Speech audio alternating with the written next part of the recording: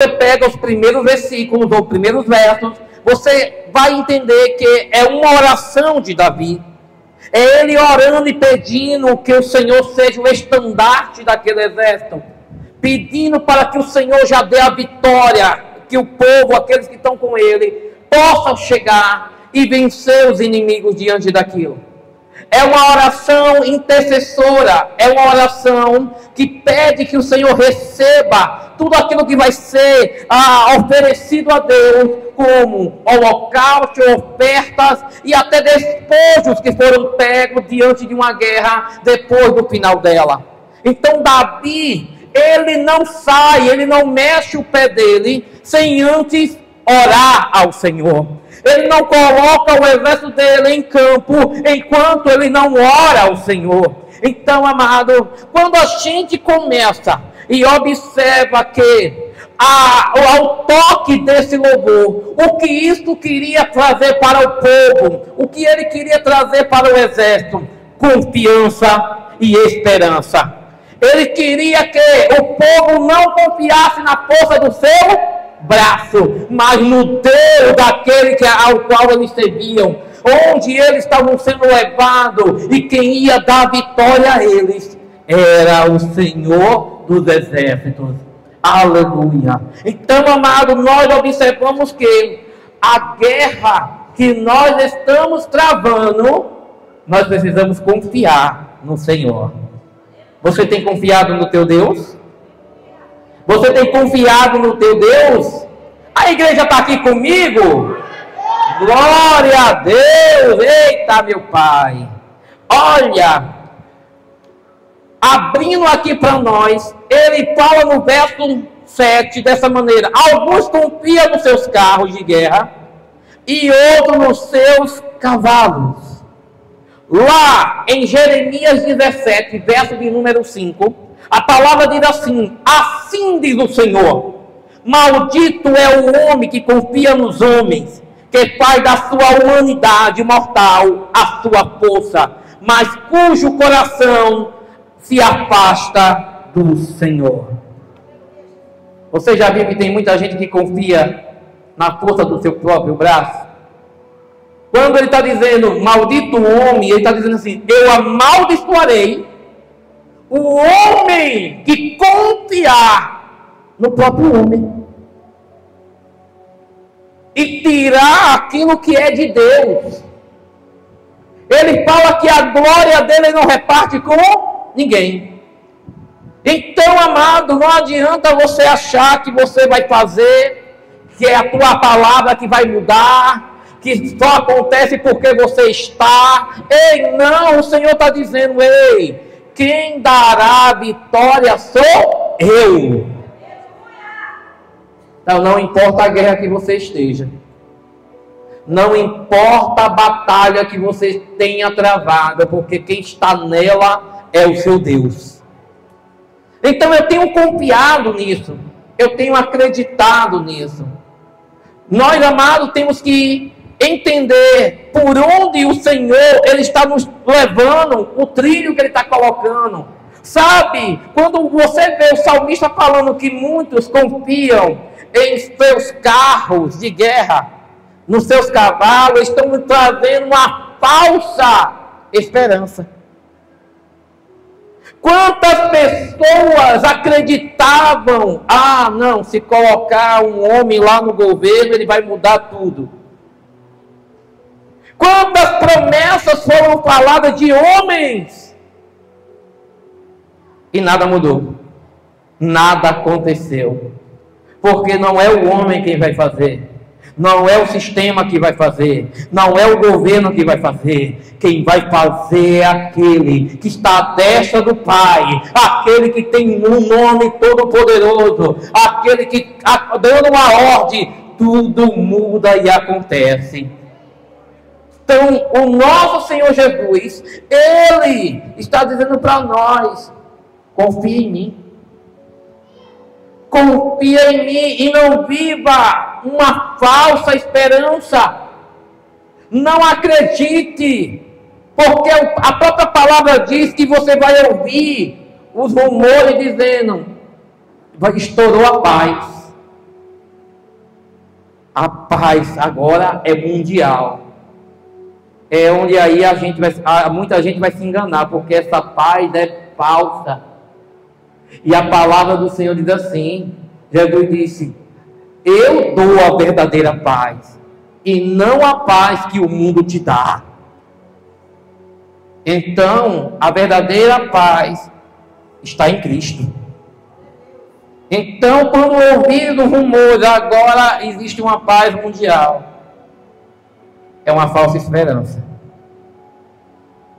Então, isso aí é um reino que já vem falando sobre o Apocalipse, a questão da revelação, o anticristo, o falso profeta, ele tomando seu assento em seu trono e começando a governar em um sistema único. Então nós temos que começar a entender o que está acontecendo. Quando ele traz a narrativa de dizer cavalos, ele está dizendo assim, ei, cavalos não te dão vitória. Lembra de Faraó? Diz que Israel estava indo à frente em direção ao Mar Vermelho e o exército de Faraó atrás. E diz que as carroças e os seus soldados ficavam atolados e não conseguiam acompanhar Israel. Por quê? O cavalo não tinha poder para dar vitória a Faraó. Porque o próprio Deus é que foi contra Faraó. Então, o nosso Deus ele não precisou desembanhar uma espada e ir lá fulminar. Ele usou a própria força da natureza e fez Faraó e os seus cavaleiros morrerem afogados. Então, a gente começa, amado, a observar que existem muitas coisas acontecendo ao nosso redor. E o Senhor dizendo assim, filho, vai ser preciso a base da confiança. Se não houver a confiança, se você não crer, não acreditar em mim, você não vai ver a minha glória. Por isso que o Senhor, muitas vezes, ele vai bater na mesma tecla comigo e com você. Se creres, verás a glória de Deus. Aonde houver sombra de dúvida, incredulidade, o Senhor, ele não opera. Por quê? Porque você está duvidando do que ele já falou e de quem ele é. Porque a palavra de Deus é Deus. Quando você duvida da palavra dele, você está duvidando dele. Então você tem que ter o maior cuidado quando você recebe uma profecia, uma palavra, uma revelação de Deus, e você duvida da palavra, porque você pode estar duvidando do próprio Deus. Então, aonde tem dúvida, o Senhor não opera. Mas na parte B desse mesmo verso, ele fala assim, mas nós confiamos no poder do Senhor, nosso Deus. Diga, isso é uma afirmação. Você tem confiado? Essa semana, uma obreira daqui da igreja mandou uma mensagem para mim dizendo, apóstolo, eu vou ficar uns dias sem poder ir para a igreja, vou me afastar um pouco, porque o meu marido não quer que eu vá mais para a igreja. E eu não estou falando de ímpio não, estou falando de um cristão. Aí a gente fica assim, eu digo, olha minha amada, eu vou orar. Eu vou orar. E ele é que dá a resposta. Porque a gente observa, amado, que nem todo mundo que carrega o nome de cristão é cristão. Muitas vezes a pessoa tem um fermento chamado fariseu, que gosta de mostrar uma imagem, mas nunca foi. Por isso eu digo, olha Senhor, eu quero ser esse Alexandre. Eu quero ser essa pessoa. Boto calça rasgada, uso bermuda, vou para feira de camiseta e eu confio no Deus que está na minha vida. Então eu vejo o crente interpelado aí até, está faltando até botar nos olhos. E tem uma vida camuflada e distorcida do verdadeiro evangelho. Então, é nessa hora que a gente, amado, começa a olhar para isso. Espera aí, que evangelho é esse? Que confiança é essa? Nós temos que confiar em Deus, porque no momento que você descansa, no momento que você deita e dorme, Ele te dá a resposta. Não adianta você confrontar ninguém, não adianta você bater de frente com ninguém, porque a carne, né, dona doida, até balança um pouquinho, né? Dá uma vontade de ir lá falar umas duas para fulano, para ciclano. Ei, olha, vai conhecer a minha natureza agora. Vou virar no giraia. Aí pronto. Aí quando chega lá, aí o Senhor diz: ei, abaixa a bola, fica quietinho aí, porque quem vai responder por você sou eu. Aleluia. Então o Senhor, Ele está nos dando uma direção, amado. Lá em 2 Crônicas, capítulo número 32, verso de número 8, Ele fala assim: com Ele está somente o poder humano. Com quem? Com o homem. Ele só tem a força humana. Você já viu que tem aqueles que é igual a siri na lata, que a língua é forte, mas quando vai para o meio da briga, não, eu não quero brigar não, mas a língua fala que só a beleza. Aí ele tem a força dele, ele tem o poder dele, mas na hora do vamos ver, não tem essa força que ele diz. Aí Deus diz assim: ei, o homem só tem a força dele. É uma força humana. Mas eu não, eu tenho todo o poder. Então é diferente. Então ele pega e diz para nós assim: olha, aleluia, para nos ajudar, aleluia, com ele está somente o poder humano, mas conosco está o Senhor, o nosso Deus, para nos ajudar e para travar as nossas batalhas. O povo ganhou confiança com o que disse Ezequias, rei de Judá. Aleluia. Quando você usa uma palavra, amado, que motiva você, ei, a gente vai ganhar. A gente não se preocupa não, que Deus está com a gente. Você, amado, muda a tua perspectiva. Ah, mas o homem falou isso. Aí o Senhor está dizendo assim: ei, sou eu que vou na tua frente. Eu darei a tua vitória. Então, para ter, amado, essa certeza dentro de nós temos que entender que o homem natural, ele só vai ter a visão natural, ele só vai conseguir enxergar aquilo que está na frente dele. Agora, um homem espiritual, esse é aquele que foi transformado. O homem espiritual é aquele, amado, que diz assim: ei, o circo está pegando fogo. Aí você diz assim: mas eu vou deitar e vou dormir. A tempestade estava comendo no centro, água entrando no barco, e Jesus estava o quê? Dormindo. E os homens naturais estavam como? Ai, meu Deus, a água vai afundar. Meu Deus do céu, Jesus, o Senhor não se incomoda não que a gente morra. E Jesus disse para ele, na melhor parte da novela, ele me acordou. Olha. Ele, amado, então o homem natural, ele vai ficar desesperado. Toda onda, todo vento que se levante, ele vai sempre estar desesperado. É horrível, amado, você deitar com uma pessoa bem, e no outro dia, quando você acordar com aquela pessoa, e a pessoa, você olhar para ela, ela está mostrando os dentes para você. Misericórdia. Aí você diz: e o que foi, hein? Aí o pitbull lá, né? E você dizendo assim: e o que foi que aconteceu? Dormiu bom ontem e acordou mal-humorado. Ah, eu não estou bem não. Aí estou cheio de problema. Está entendendo? A pessoa começa a trazer, absorver os problemas e não consegue lidar com as situações. Por quê? Porque o homem é natural. Então ele acha que tudo ele vai ganhar na humanidade dele. É do jeito dele. É com o meu jeitinho que eu vou conseguir. Onde Deus está dizendo assim, não filho, é o meu poder. Então aprenda a andar de uma maneira espiritual.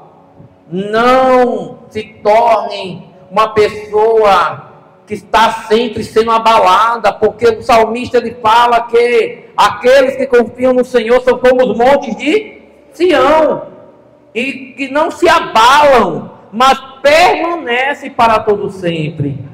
Então eu tenho que me apresentar dessa maneira. Eu tenho que estar, amado, é a situação apertando, mas você confiando. É as coisas dando errado e você confiando.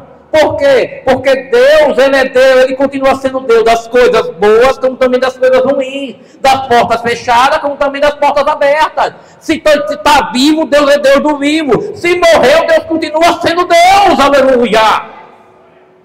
Ele não vai mudar. Então nós temos que olhar, ei, não, eu acredito que o Senhor está entrando na minha história. Só que aí é nesse momento que a gente começa a olhar também, aleluia, Jeremias 17, verso 7 e o versículo de número 8, ele fala assim: mas bendito é o homem cuja confiança está no Senhor, cuja confiança nele está. Olha que interessante, ele fala assim, mas bendito é o homem cuja confiança está no Senhor, cuja confiança nele está. Ele está deixando muito mais categórico. Ele está dizendo assim, ei, você tem confiado no teu Deus e a sua confiança está nele? Porque ele deixou isso repetitivo? Porque tem muita gente que diz assim, Senhor, já não aguento mais, não suporto mais, agora está nas tuas mãos. No outro dia diz, Senhor, vou orar de novo, porque eu acho que o Senhor não entendeu. Aí pegou, né, a prova de volta e diz assim, Senhor, vou orar de novo. Aí você não entregou nas mãos de Deus, não confiou nele, e por que agora está querendo resolver por ele? Aí isso mostra que a tua confiança não está nele. Você confiou no falar, mas não permaneceu, não depositou a confiança em Deus. Por isso que você não descansou. Por isso que ainda continua doendo, por isso que continua machucando. E você está aí dizendo, ah, Senhor, essa prova não passa, essa fruta não acaba, eu continuo assim sendo machucado, e Deus está dizendo assim, ei, confie em mim. Confie em mim. Amém? Aí ele fala no verso de número 8, ele fala assim, ele será como uma árvore, olha que coisa maravilhosa. Ele será como uma árvore plantada junto às águas, e que estende as suas raízes para o ribeiro. Ela não temerá quando chegar o calor. Olha, uma situação climática, um estado climático, onde possa fazer uma sequidão para a vida daquela pessoa. Se for um agricultor, possa ser um momento de terra árida, um momento que a terra vai estar seca. Mas ele vai dizer assim, eu não vou temer, eu vou continuar confiando, porque as minhas raízes são profundas, as minhas raízes estão procurando sempre a água do Espírito, sempre estou nele, sempre estou à busca dele, aleluia. E o crente tem que aprender uma coisa, crente não cresce para cima, crente cresce para baixo. Tem crente que bota, né, o bicão para cima, velho. E o Senhor está dizendo assim, ei, filho, enquanto esse bico estiver levantado, não cresce não. O crente, ele cresce de joelho. Quem é que vê as raízes de uma árvore para fora? Não, mas as raízes dela estão ficando profundas. Aí passa o vento, ela balança, mas não cai. Por quê? Porque ela é resiliente. sopra o vento contra ela e ela permanece. Então nós temos que entender. Aí você diz, mas apóstolo, mas tem algumas árvores ali que cai porque as raízes delas estão rasas. Quando você vai lá em Ezequiel 47, você vai ver que Deus chama Ezequiel para sair de um nível raso para entrar em um nível mais profundo. Então a dimensão de Deus, Ele não é, amado, alinhado conforme você tem olhado da terra para o céu e olhado para a distância dela. Entenda, ao olhar de Deus, o céu e a terra estão alinhados. Deus tanto vê o céu como Ele vê a terra. Ele não vê diferença entre céus e terra, porque existe um propósito neles. Então, céus e terras estão unidos aos olhos do nosso Deus. E Ele diz assim, existe um propósito meu. Então, nós precisamos aprender a ser como uma árvore de raiz profundas. E aí Ele chega e diz assim, ela não temerá quando chegar o calor, porque as suas folhas estão sempre verdes. Não ficará ansiosa no ano da seca, nem deixará de dar fruto. Jeremias 17, 7 e 8. Então, veja, de que fruto ele está falando aqui? O fruto do Espírito. Você não vai deixar de dar fruto. Ei, sabe o que ele está falando sobre essa questão de fruto? Está falando, amado, de tudo aquilo que o seu caráter pode absorver. A personalidade de uma pessoa, ela é dividida em caráter, hábitos e comportamento, né? Você vai ver que essa pessoa, muitas vezes, por causa de a influência negativa, ou algumas pessoas começam a trazer pressão para a vida da pessoa, o que acaba acontecendo? Aquela pessoa que era agradável se torna desagradável. A vida toda sempre você viu aquela pessoa sorridente, tratando você com cortesia, com elogio, sempre lhe dando aquele aperto de mão cortês, mas de repente a pessoa muda da água para o vinho e você vai dizer assim, o que foi que aconteceu com você? Ah, não é porque eu estou passando por um problema, aí começa a dar patada em todo mundo. Então aí você está vendo que essa pessoa, ela não está confiante em Deus. Ela mudou, porque os problemas se tornaram maiores para ela. Então teu Deus tem que ser eficaz na tua vida. Você tem que continuar acreditando. Ei, continue acreditando.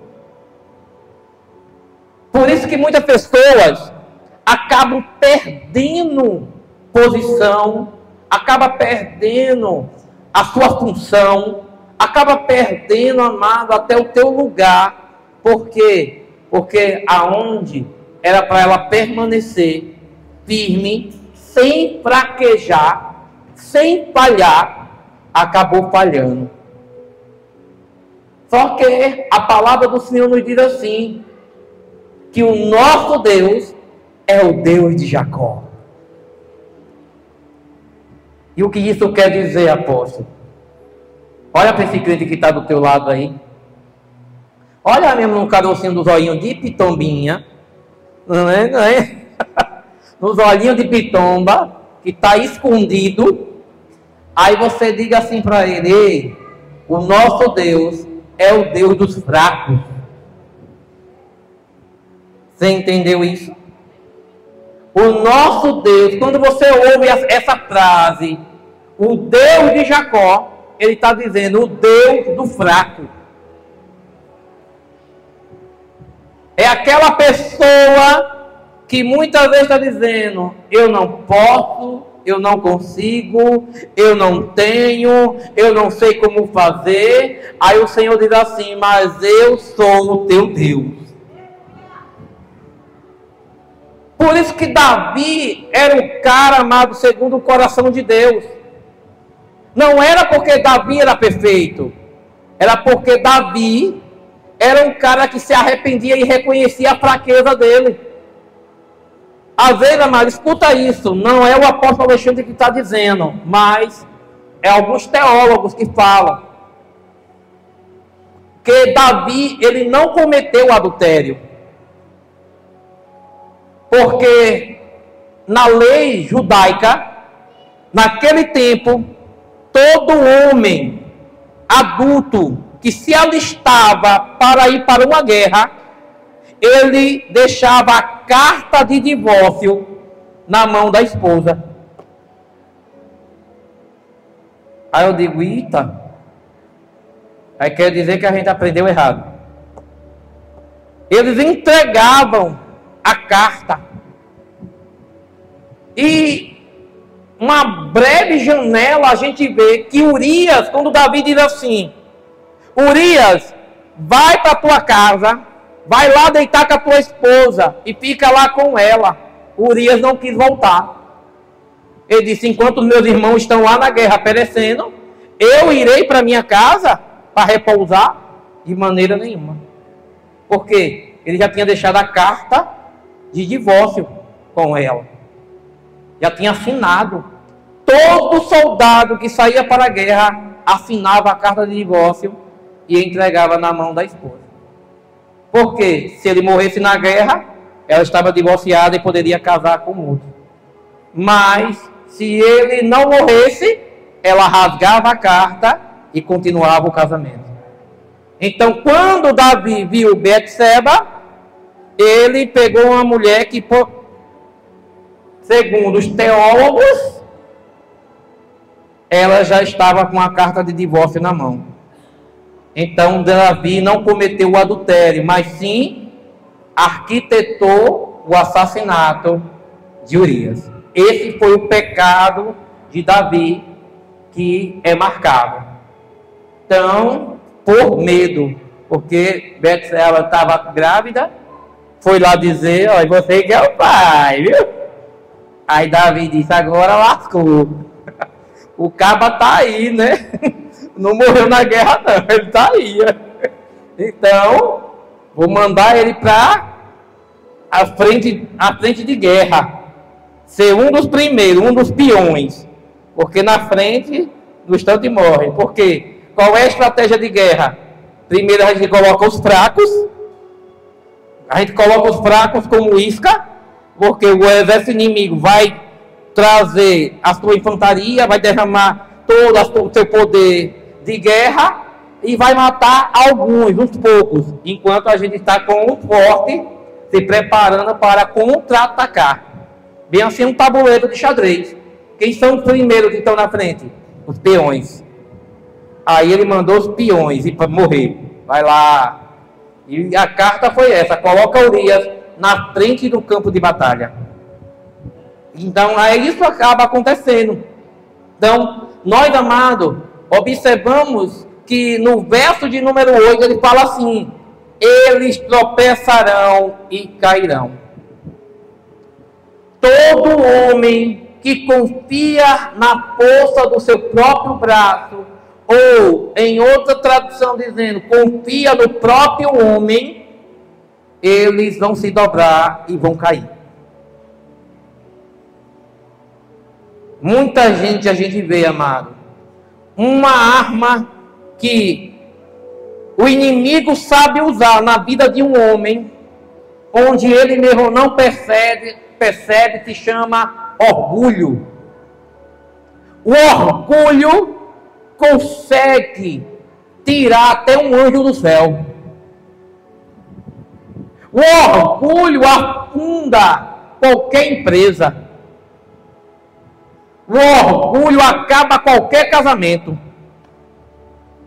Quando a pessoa é orgulhosa e não quer dar o braço a torcer, eu só vou falar com ele se ele vir falar comigo.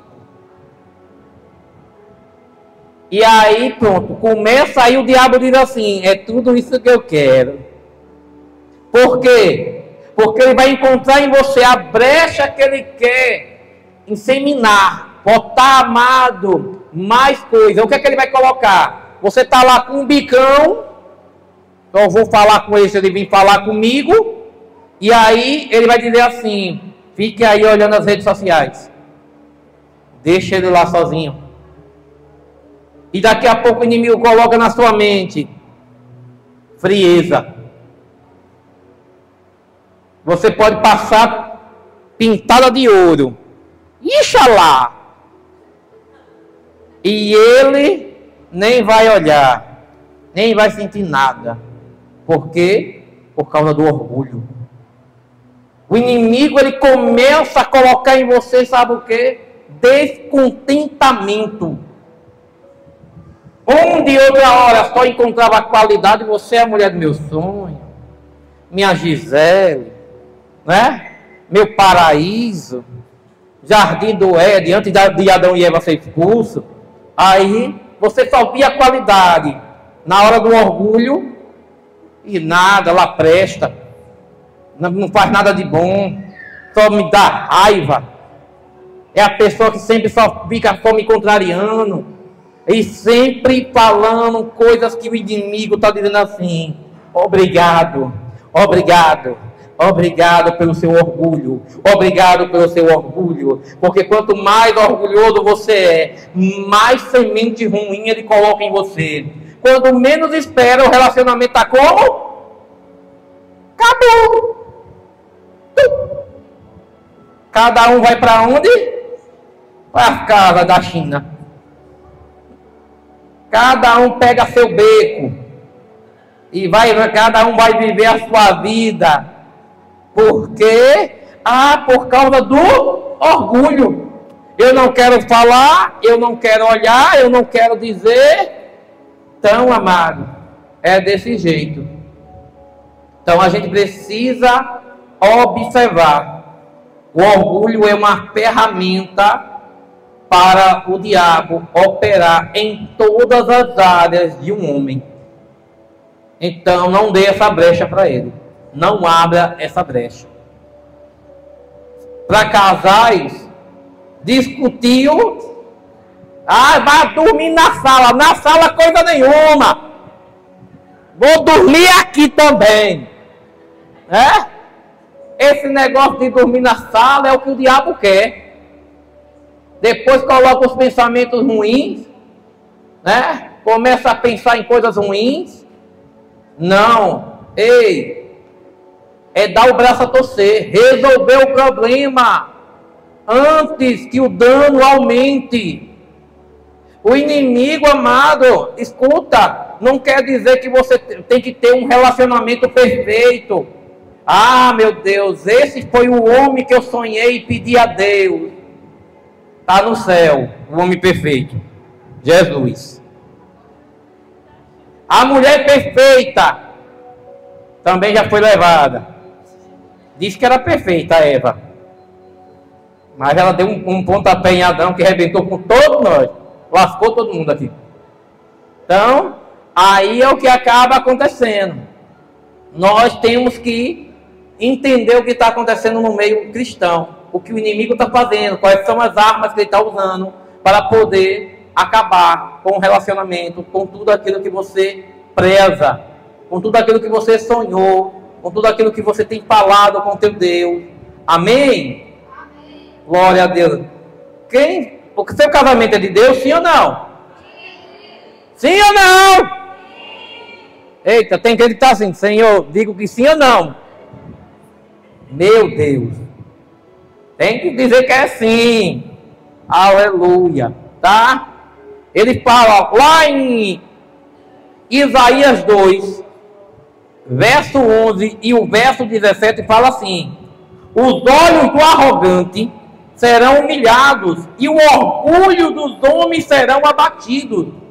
Somente o Senhor será exaltado naquele dia. O versículo de número 17: a arrogância dos homens será abatida e o seu orgulho será humilhado.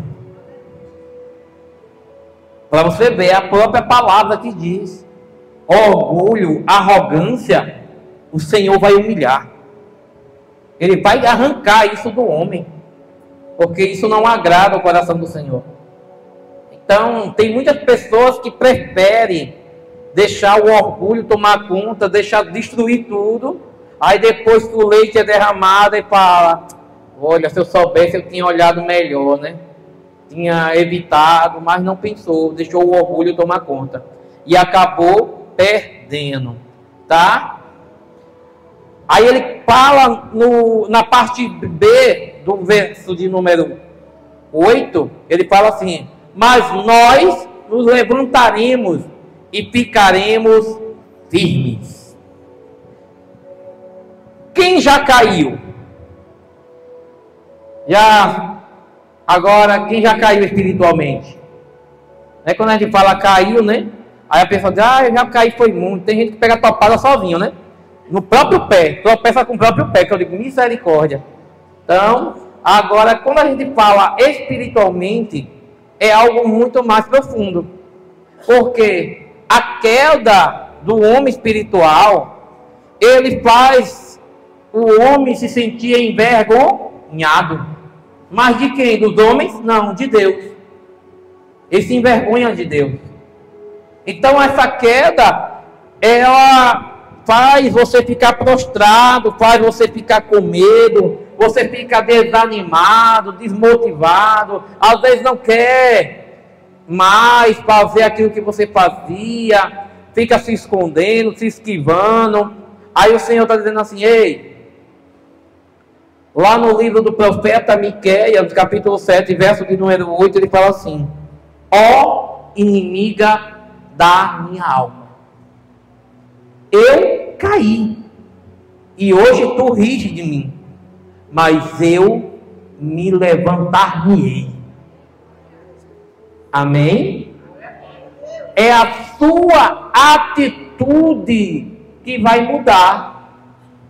Então, o homem transformado, o ser que foi transformado, ele vai ter atitude, visão, para poder dizer assim: ei, eu errei, reconheço o meu erro, mas agora farei de tudo para não errar mais. Eu não posso continuar cometendo os mesmos erros, porque isso aí já não é mais transformação. Isso passou a ser tolice. A pessoa que continua batendo no mesmo prego, errando, na mesma situação, na mesma história, é tolice. A pessoa se tornou tola. Eu prometo que eu não vou mais fazer isso. Amanhã faz de novo. Não me perdoe, eu não vou fazer mais. Aí amanhã a unha cai. Ei, não vou fazer de novo mais não. Deus está falando para nós, escuta.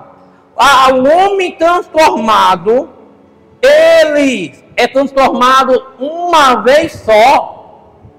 Quando Jesus chegou para Pedro e disse assim: Pedro, quando vós se converter, vai cuidar das minhas ovelhas. Isso mostrava que Pedro ainda não estava convertido, não tinha ainda passado pelo processo da transformação. Ele estava convencido que era um verdadeiro discípulo de Jesus. Mas na primeira oportunidade ele negou a Jesus. Então eu preciso entender. Não é porque eu estou na igreja, é porque eu carrego uma Bíblia como Rexona, estou vivendo debaixo do braço, né? Aí fica dizendo: não, eu sou crente. Até o diabo é. Ele conhece a Bíblia de trás para frente, de frente para trás. Ele sabe mais a história do que alguns que escreveram, porque ele também passeava por lá. E aí as pessoas acham que não. Ei, então o seu convencimento é que pode se tornar o seu maior inimigo, porque você acha que é. E o achismo faz você ficar longe de Deus. Amém? Amém ou não amém? Eita, como é bom, né? Diga: fala mais, Jesus. Tá? Aí, olha, ele pega e fala assim pra gente: por que levantaremos e ficaremos firmes? Porque está dizendo: porque eu não vou cair mais. eu não vou voltar mais àquele estado que eu era antes. Então, vou me levantar e permanecer. Todos aqueles que se apresentavam diante de Jesus com uma deficiência física, quando Jesus perguntava: o que é que tu queres que eu te faça? O aleijado: eu quero voltar a andar, eu quero andar. E Jesus disse: então ande, a tua fé te salvou, a tua fé te curou. E a pessoa ficava de pé, a pessoa voltava a andar. Então ele não voltava a se tornar aleijado. Mas teve uma certa mulher que, quando Jesus viu os homens tentaram apedrejar ela, acusar, Jesus disse assim: cadê os seus acusadores? Ela disse: não ficou nenhum. E ele disse: então vá e não peques mais. E cuidado para que não venha maior dano sobre a sua vida. Então, a deficiência física ainda é menor do que o pecado. Às vezes a pessoa está dizendo: não, mas é um pecadinho. Aí Deus está dizendo assim: cuidado. Cuidado. Porque vai vir um dano maior. Quando você é curado fisicamente, o Senhor cura e acabou, está curado. Mas ficar pecando contra Deus é você mexer com o espiritual. Quando você analisa as camadas, você vai ver que primeiro é o corpo, segundo é a alma e terceiro o espírito. Então, aonde é que está alojado o pecado? Na alma. Você vai lá e vai ver aí. O que é que a alma faz? Leva as emoções, os desejos. Aí os sentidos da carne ampliam. Aí faz você ver, você ouvir, faz você, amado, apalpar, né? Até se deleitar. A cobra não fica com a língua assim, né? Olha. Aí fica assim, é dessa forma. Então, é dessa maneira. Só que vai levar esse lixo todo para onde? O espírito. Você vai ver que tudo que é pecado. Por isso que as pessoas, amadas, não é a matéria que vai ser lançada no lago de fogo. Diz que Deus diz assim: ele tem poder de matar a carne e pegar a alma e lançar no inferno. É na alma que você vai carregar todo o pecado. Porque você está levando contaminação para o espírito. E você é templo do espírito. Você é morada do espírito. Amém?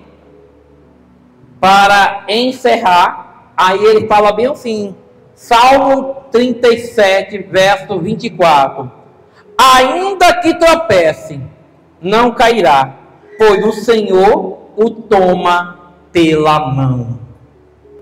Aleluia. Quando você confia nele, ainda que você tropece, ele vai segurar na tua mão. Por quê? Porque tudo, amado, que você faz para Deus, com devoção, alinhado, e um dia você vir cair. Lembra do rei Ezequias? Ele estava doente, o profeta foi lá no palácio, foi falar com ele, disse: olha, a tua enfermidade é para morte. Antes que ele saísse, Deus disse: volte e diga para ele que eu acrescentei mais 15 anos de vida para ele. Por quê? Porque ele se virou e orou e disse: Deus, tu lembras que eu era reto, me desviava do mal, obediente ao teu mandamento, e não era como os meus pais. E aí, amado, Deus disse: epa, volta, dá ré, vai lá, muda aí a história. Aí é nesse momento que você entra em uma contraditória. Deus é um Deus que se arrepende?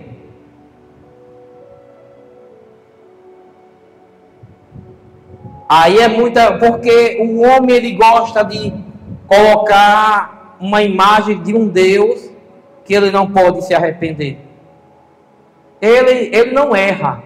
Só que, para fazer o mal, ele diz assim: eu sou tardio em irar. Então eu perdoo,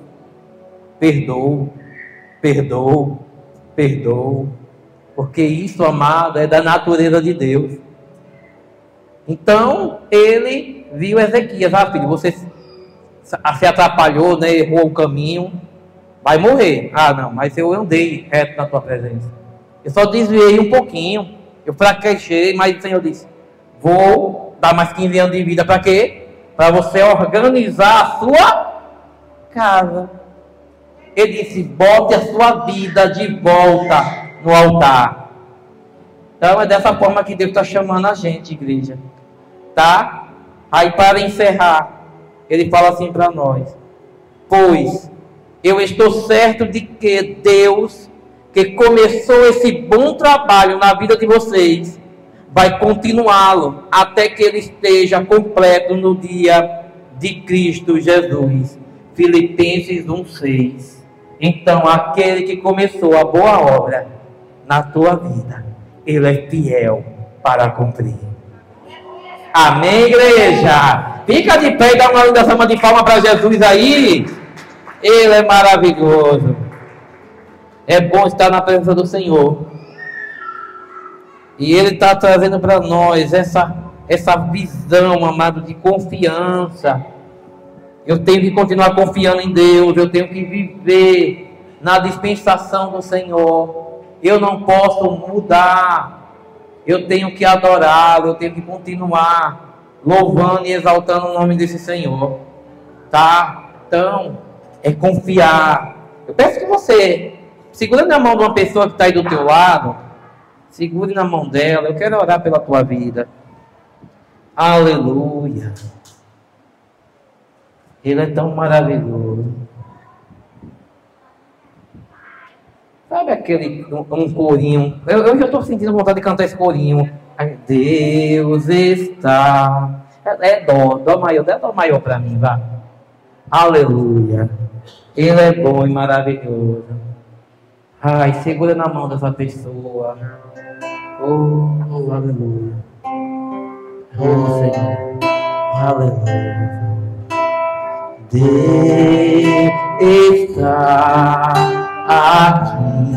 Aleluia.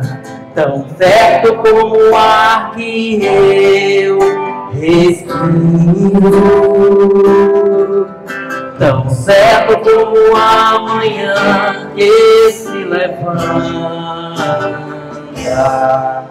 tão certo como eu de fale posso ouvir. Diga: Deus está aqui, vai. Deus está aqui, aleluia.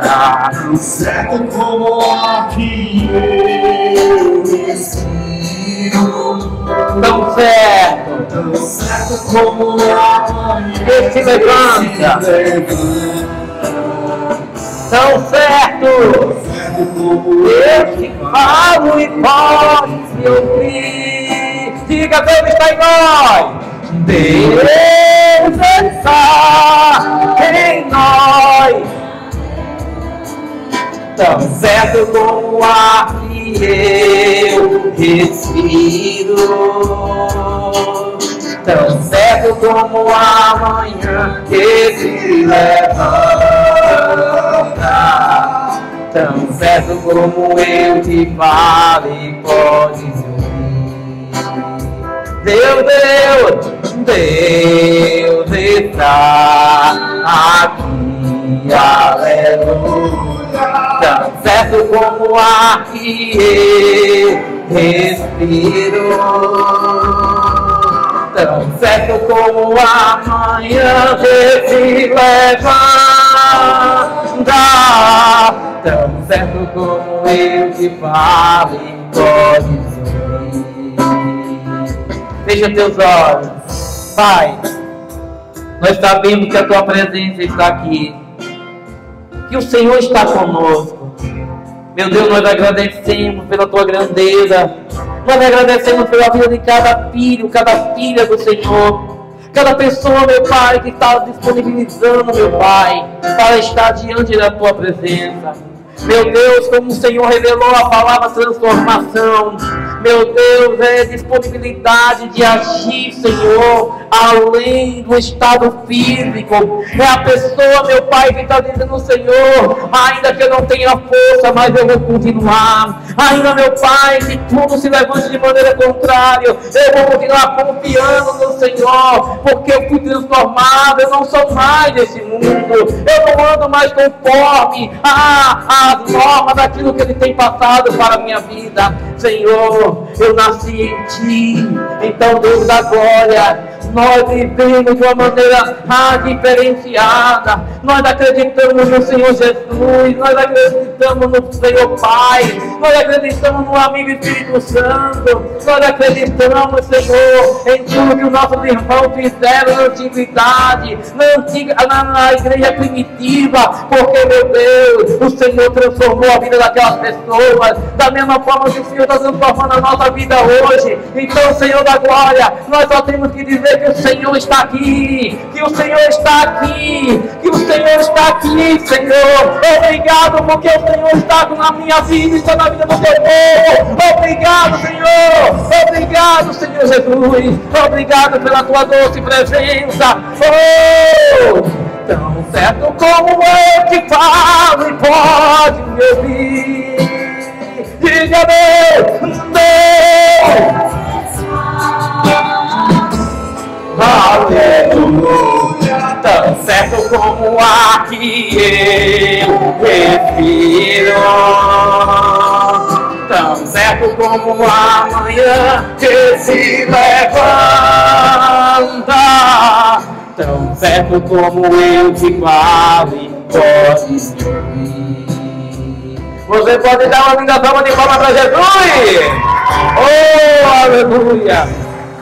Que o Senhor continue abençoando você de maneira poderosa, guardando a tua saída, e quando vocês chegarem no teu lar, a paz do Senhor esteja reinando no meio da parentela. Que o Senhor guarde a tua direita como também a tua esquerda, que Ele saia à tua frente e que também a tua retaguarda seja protegida. Você vai andar e não vai tropeçar, e ainda que tropece, Ele segurará na tua mão, Ele vai te pôr de pé e vai dizer: permaneça firme olhando para mim. Então creia no que o Senhor está fazendo na tua história. Ele está visitando a tua parentela. Não deixe o orgulho tomar conta da tua vida.